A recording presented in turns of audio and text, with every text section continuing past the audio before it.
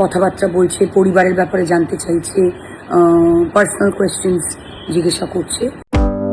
নির্বাচন শেষ হলেই অভিনয়ে ফিরবেন একথা জানিয়েছিলেন বরাহনগরের সাবেক বিধায়ক ও অভিনেত্রী সায়ন্তিকা বন্দ্যোপাধ্যায়। গেল 4 মে বিধানসভা নির্বাচনের ফল প্রকাশের পর অনেক কিছু বদলে গেছে। নির্বাচনী প্রচারণে সায়ন্তিকাকে অনেকটাই আত্মবিশ্বাসী মনে হয়েছিল, তবে নির্বাচনে হেরে গেছেন তিনি। এই পরাজয়ের পরে এবার কি ভাবছেন সায়ন্তিকা? গত কয়েকদিন জ্বরে ভুগেছেন, আগের চেয়ে অবশ্য এখন অনেকটাই সুস্থ। সায়ন্তিকা বলেন, একটা খারাপ লাগা তো থাকেই, মন খারাপ ঠিক নয়, হয়তো আমার থেকে আরো বেশি প্রত্যাশা ছিল মানুষের। আমি হয়তো সাধারণের আশা পূরণ করতে পারিনি, তবে চেষ্টা করিনি এমন বলবো না। আমি চেয়েছিলাম নিজের সবটা দিয়ে কাজ করতে, সেটাই করেছি অনবরত। 2026 সালে নির্বাচনে পরাজয়ের পরে ব্যারাকপুরের সাবেক বিধায়ক নির্মাতা রাজ চক্রবর্তী জানিয়েছিলেন তিনি রাজনীতির সঙ্গে যুক্ত থাকতে চান না। অন্যদিকে তৃণমূল সাংসদ দেব বলেছিলেন রাজনীতিতে আর বেশি জড়াতে চাই না।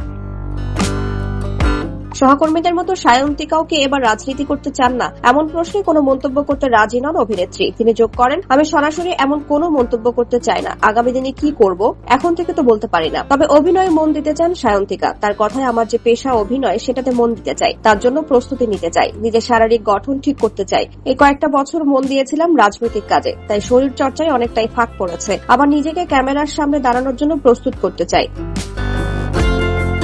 বরাহনগরের নতুন বিধায়ক সজল ঘোষকে কিছু বলতে চান না সায়ন্তিকা। জনমতে তিনি বিধায়ক হয়েছেন, তাই অভিনেত্রী আলাদা করে কিছু বলতে চান না। সায়ন্তিকার কথায়, জীবন তো থেমে যাবে না, এই পরাজয় মানে জীবন শেষ হয়ে গেল সেটা তো নয়। আমার যে পেশা, যার সূত্রে আমার পরিচিতি, সেদিকেই মন দিতে চাই।